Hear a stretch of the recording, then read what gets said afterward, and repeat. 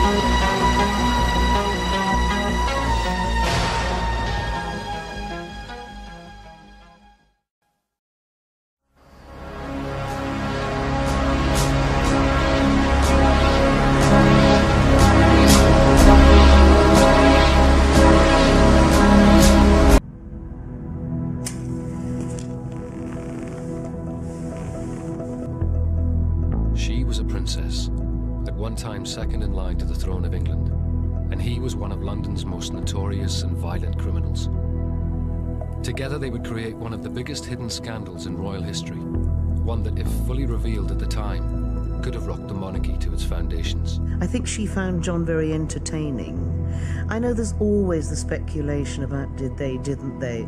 He boasted to me that he had had Margaret in Moustique. This is the story of how a chance encounter on a Caribbean island between Princess Margaret and the West London gangster John Bindon triggered an extraordinary chain of events, involving compromising photographs, rumours of private meetings at Kensington Palace, the Secret Service, and a High Court murder trial. John took it out of his boot. It was like a bayonet. It must have been that big. Just put it in him. This is the story of the secret relationship between the princess and the gangster.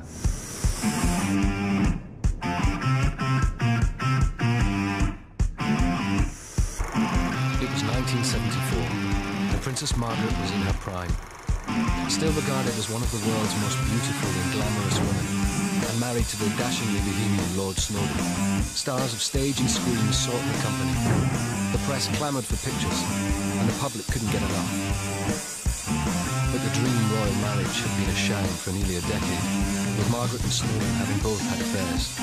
In 1973, she'd begun a passionate affair with Roddy Llewellyn, a man 17 years her junior. But less than 18 months into their relationship, Llewellyn, feeling the pressure of the affair, suddenly went backpacking in Turkey without telling the princess. Margaret had consoled herself by going on holiday to the Caribbean island of Mystique in the West Indies, a world away from the disapproving gaze of the British establishment. Mystique, 3 miles long and a mile wide. Mystique is a paradise of sun, Should your sea and definition sand, of the good and in life Margaret's be day was a sand, sun private and sea playground and for not the much super else, rich. then a Caribbean playground has it all and not much else.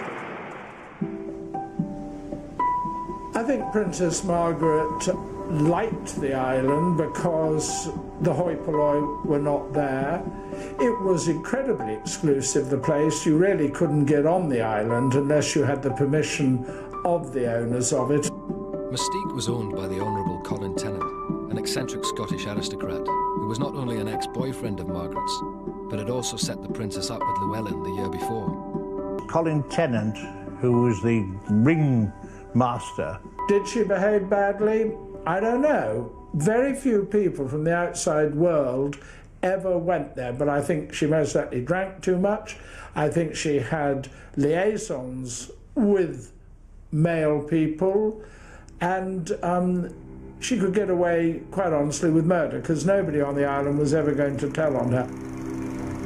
But that year, the princess was introduced to a new man on Mystique, a man with a dark and dangerous background, who really shouldn't have been allowed anywhere near a member of the royal family.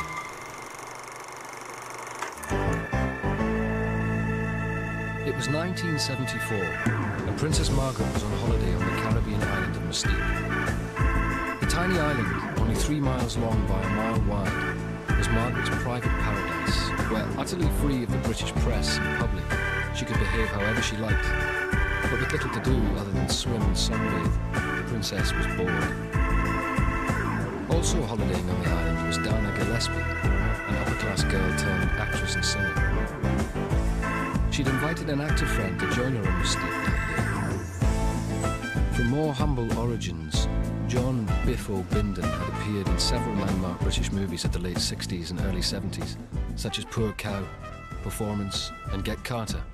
Biffo turns up literally with a stick and a kind of one of those kind of kerchiefs with his belongings in it, because you don't need very much in Mystique. You need a pair of shoes, swimming things, or a pair of shorts and a T-shirt, and that's all he had with him. He had nothing with him.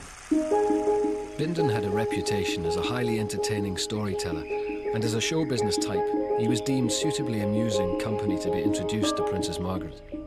She was having a luncheon party, and we were invited to it. I just remember he was very taken with her, because she is the Queen's sister, was the Queen's sister, and had a certain magnetism about her. Because of his charm and his wit, he was so funny that I remember, you know, he could just take over. Even she would have been taken aback with pleasure at having somebody that was not fawning and being kind of uptight because they're in front of royalty. There was one moment that she'd gone in for a swim, and he was sort of by the luncheon table singing Marks and Spencer's, she gets her gear at Marks and Spencer's. Or he could take a few, as he would call it, libos, with being a bit more outrageous with his jokes. And, you know, he could tell very risque things, and she enjoyed a good laugh. Bindon's earthy working-class humour immediately appealed to the princess, and he was quite different to any sort of man she'd met before. It must have been such a relief to sit and chat and listen to somebody telling coarse, rude, sexy jokes, because nobody back in England's going to sit and do it. You don't really tell those sort of jokes. I think it was probably great for her to listen to a real man, and he was a real man in his way. As with any group of people together on holiday, photographs were taken. Bindon, wearing a T-shirt emblazoned with the words "Enjoy cocaine," was snapped next to Margaret. Years later, this image would come back to haunt her, because the man sat next to her, whom she found so amusing, was leading a double life. Bindon, who on screen always played the thug or the villain, was in reality one of London's most violent gangsters. And when he met Princess Margaret for the first time, he was actually on the run from the law.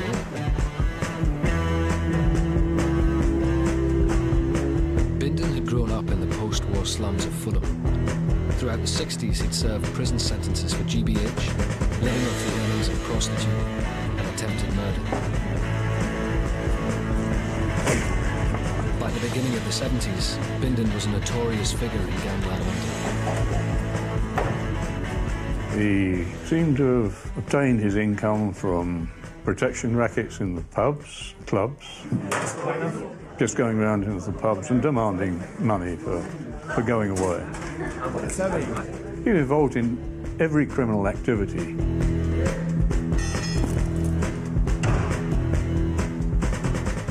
You wouldn't want to be on the receiving end of him, anybody.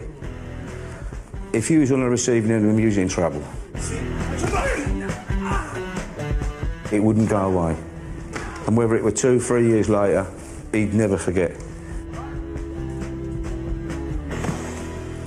And that was how he was. But Bindon, the terrifying and violent gangster, had a completely different side to his personality. There is nothing that will ever be able to describe how hilarious he was. People were weak with laughter. He was so funny, you had to have like a 5 or 10 minute break and get away from him because he used to make your fucking jaws ache. Had fantastic knowledge of the strangest things, like the Navy and stuff like that. He could converse with people for hours. And obviously they found him interesting. And then, in the blink of an eye, you'd have the other John if something went wrong. By the late 1960s, Bindon's Fulham and Chelsea patch was becoming increasingly gentrified. He began rubbing shoulders with actors and musicians who all loved his outrageous humour and genuine from the wrong side of the tracks pedigree. With old-fashioned social boundaries blurring, in 1968, Bindon met the aristocratic society girl and daughter of a baronet, Vicky Hodge. This was my sort of first crossing of paths with anybody from that ilk, and I just found him hypnotic. I mean, magnetic. I couldn't resist it. Although from utterly different ends of the British class system, Vicky and Bindon began a passionate affair. There were no barriers and there were no questions, and it was endless parties and rock and roll and mixing with this body and the next body, and everybody just seemed to be having fun, and the last thing on your mind was problems or money or venereal diseases or AIDS. It was just totally carefree.